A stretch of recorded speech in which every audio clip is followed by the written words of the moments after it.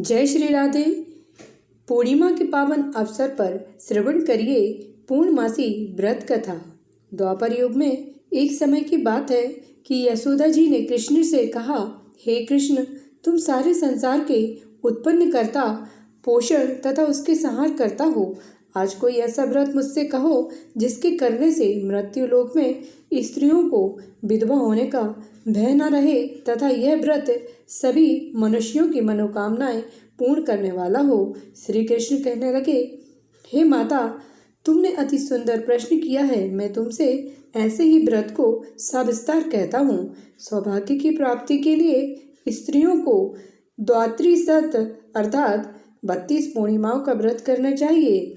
इस व्रत के करने से स्त्रियों को सौभाग्य संपत्ति मिलती है। यह व्रत अचल सौभाग्य को देने वाला एवं भगवान शंकर के प्रति मनुष्य मात्र की भक्ति को बढ़ाने वाला है। यशोदा जी कहने लगी, हे कृष्ण, सर्वप्रथम इस व्रत को मृत्यु लोक में किसने किया था, इसके विषय में विस्तार पूर्वक मुझसे कहो। श्री कृष्ण जी कहने लगे कि इस भूमंडल पर एक अत्यंत प्रसिद्ध राजा चंद्रहास से पालित अनेक प्रकार के रत्नों से परिपूर्ण कातिका नाम की एक नगरी थी। वहाँ पर धनेश्वर नाम का एक ब्राह्मण था और उसकी स्त्री अति सुशील रूपवती थी।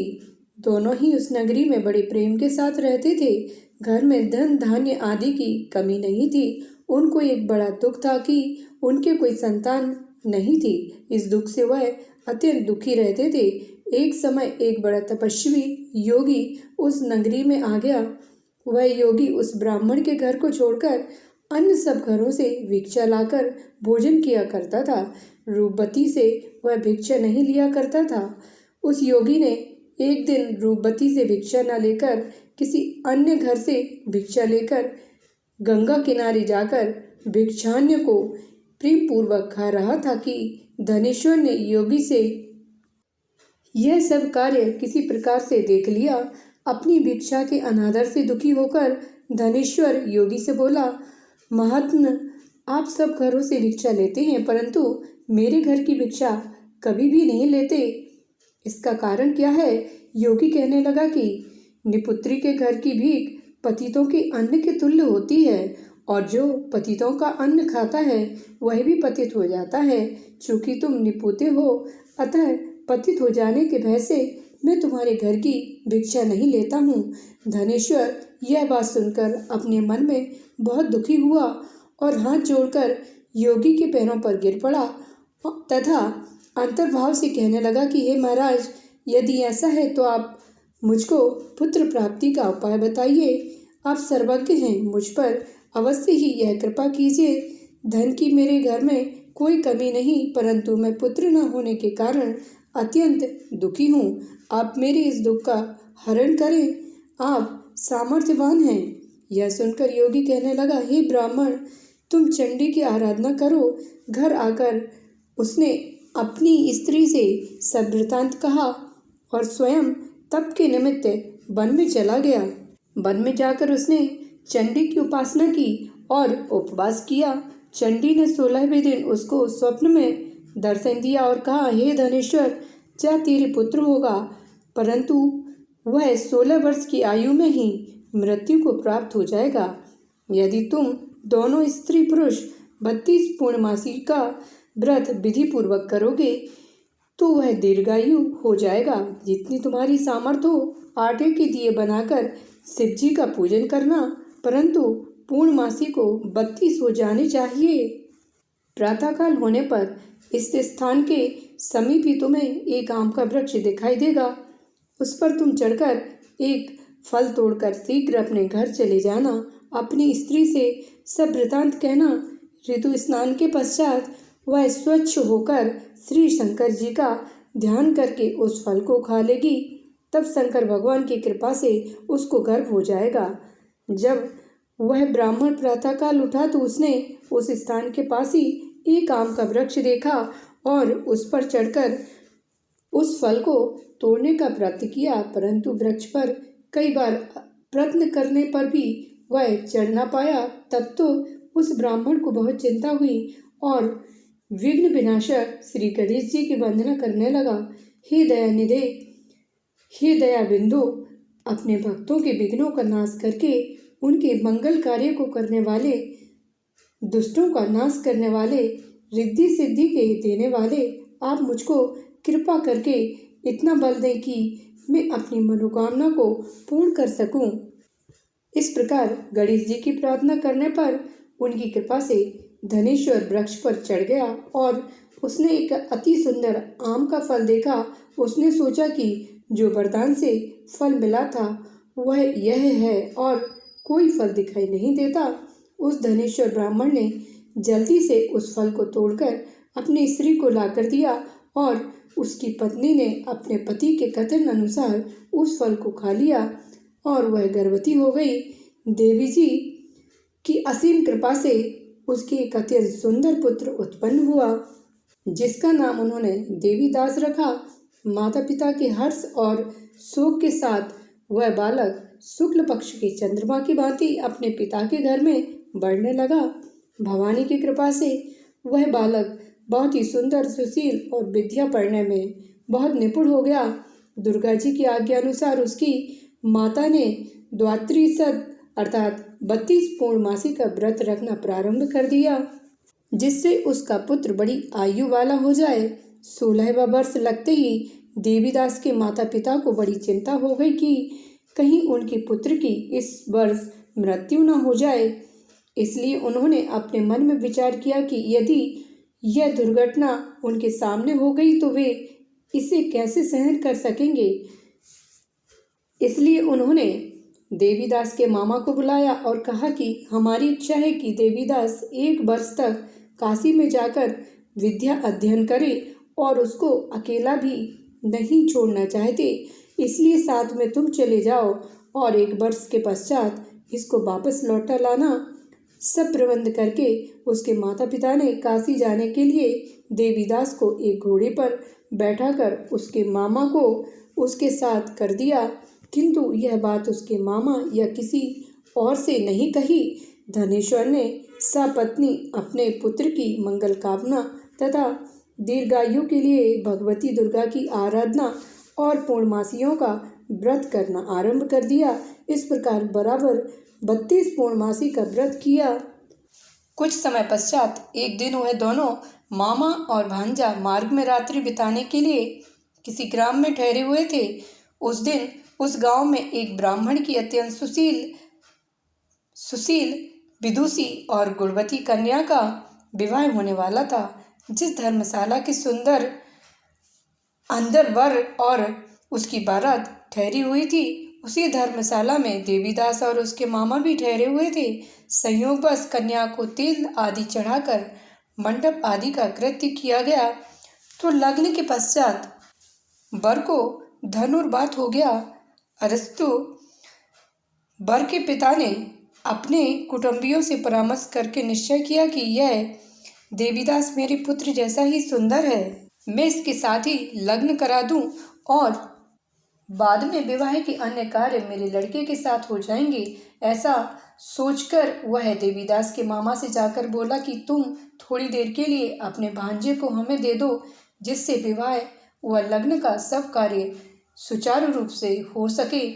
तब उसका मामा कहने लगा कि जो कुछ भी मधुपर्क आदि कन्यादान के समय वर को मिले वह सब हमें दे दिया जाए तो मेरा भांजा इस बारात का दूल्हा बन जाएगा।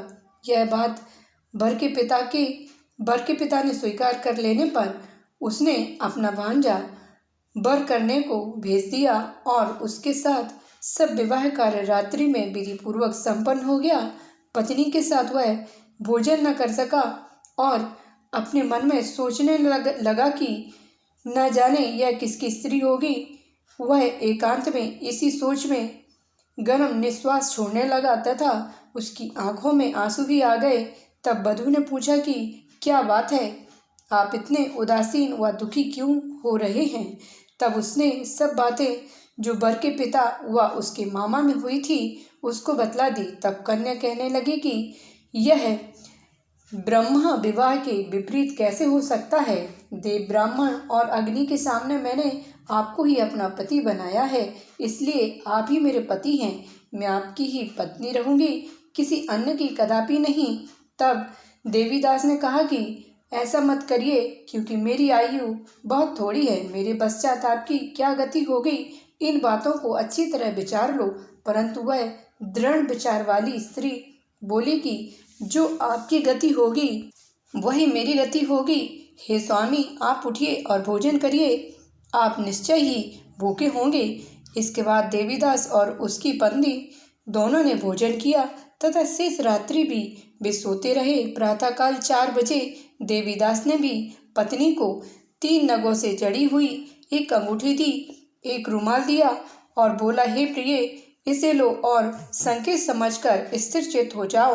मेरा मरण और जीवन जानने के लिए एक पुष्प वाटिका बना लो, उसमें सुगंधित वाली एक नव मल्लिका लगा लो, उसको प्रतिदिन जल से सींचा करो और आनंद के साथ खेलो कूदो तथा उत्सव मनाओ।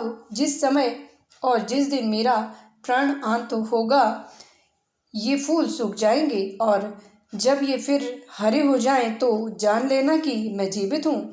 यह बात निश्चय करके समझ लेना, इसमें कोई संशय नहीं है। यह समझाकर वह चला गया। प्रातःकाल होते ही वहाँ पर बाजे गाजे बजने लगे और जिस समय विवाह के कार्य समाप्त करने के लिए वर तथा सब बाराती मंडप में आए तो कन्या ने वर को भली प्रकार से देखकर अपने पिता से कहा कि यह मेरा पति नहीं है, मेरा पति वही है जिसके साथ रात्रि में मेरा पाणी ग्रहण हुआ था। इसके साथ मेरा विवाह नहीं हुआ है। यदि वह वही है तो बताई कि मैंने इसको क्या दिया। मधुपर्क और कन्यादान के समय जो मैंने भूषण आदि दिए थे उन्हें दिखाए तथा रात में मैंने क्या गुप्त बातें की थी वह सब सुनाए। पिता ने उसके कथन अनुसार वर को बुलाया। कन्या की यह बातें सुनकर वह कहने लगा कि मैं कुछ नहीं जानता। इसके पश्चात लज्जित होकर वह अपना समूह लेकर चला गया और सारी बारात भी अपमानित होकर वहां से लौट गई। भगवान श्री कृष्ण बोले, हे माता, इस प्रकार देवीदास काशी विद्या अध्ययन के लिए चला गया। जब कुछ समय बीत गया तो काल से प्रेरित होकर एक सर्प रात्रि के समय उसको डसने के लिए वहां पर आया। उस विषधर के प्रभाव से उसके शयन का स्थान चारों ओर से विष की ज्वाला से विषैला हो गया, परंतु व्रतराज के प्रभाव से उसको काटने न पाया, क्योंकि पहले ही उसकी माता ने द्वात्री संत 32 पूर्णिमाओं का व्रत कर रखा था। इसके बाद मध्याह्न के समय स्वयं काल वहां पर आया और उसके शरीर पर पड़ा। भगवान की कृपा से उसी समय पार्वती जी के साथ श्री शंकर जी वहां पर आ गए। उसको मूर्छित दशा में देखकर पार्वती जी ने भगवान शिव जी से प्रार्थना की कि महाराज, इस बालक की माता ने पहले 32 पूर्णिमा का व्रत किया था, जिसके प्रभाव से हे भगवान आप इसको प्राण दान दें। भवानी के कहने पर भक्त वत्सल भगवान श्री शिव जी ने उसको प्राण दान दे दिया। इस व्रत के प्रभाव से ही मृत्यु को छोड़ देना पड़ा और वह स्वस्थ होकर बैठ गया। उधर उसकी स्त्री उसके काल की प्रतीक्षा किया करती थी। जब उसने देखा कि उस पुष्पाटिका में पत्र पुष्प कुछ भी नहीं रहे तो उसको अत्यंत आश्चर्य हुआ और जब वह वैसी ही हरी भरी हो गई तो वह जान गई कि वह जीवित हो गए हैं। यह देखकर वह बहुत प्रसन्न मन से अपने पिता से कहने लगी कि पिताजी, मेरे पति जीवित हैं, आप उनको ढूंढिए। जब 16वें वर्ष व्यतीत हो गया तो देवीदास भी अपने मामा के साथ काशी से चल दिया। इधर उसके ससुर उसको ढूंढने के लिए अपने घर से जाने वाले ही थे कि वह दोनों मामा भांजे वहां पर आ गए। उसको आया देखकर उसका ससुर बड़ी प्रसन्नता के साथ उसको अपने घर में ले आया। उस समय नगर के निवासी भी वहां इकट्ठे हो गए और सबने निश्चय किया कि अवश्य ही इसी बालक के साथ इस कन्या का विवाह हुआ है। उस बालक को जब कन्या ने देखा तो पहचान लिया और कहा कि यह तो वही है जो संकेत करने गया था। तदुपरांत सभी कहने लगे कि भला हुआ जो यह आ गया और सब नगरवासियों ने आनंद मनाया। कुछ दिन बाद देवीदास ने अपनी पत्नी और मामा के साथ अपने ससुर के घर से बहुत सा धन दहेज में लेकर अपने घर के लिए प्रस्थान किया। जब वह अपने गांव के निकट आ गया तो कई लोगों ने उसको देखकर उसके माता पिता को पहले ही जाकर खबर दे दी कि तुम्हारा पुत्र देवीदास अपनी पत्नी और मामा के सहित आ रहा है। ऐसे समाचार सुनकर पहले तो उन्हें विश्वास ही नहीं हुआ, किंतु जब और लोगों ने भी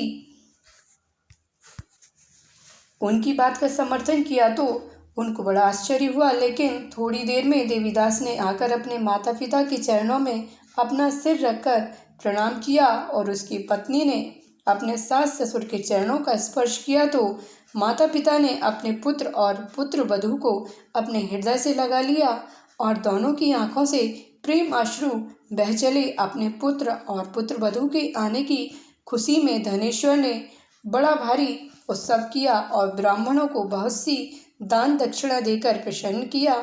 श्री कृष्ण जी ने कहने लगे कि इस प्रकार धनेश्वर 32 पूर्णिमाओं के व्रत के प्रभाव से पुत्रवान हो गया।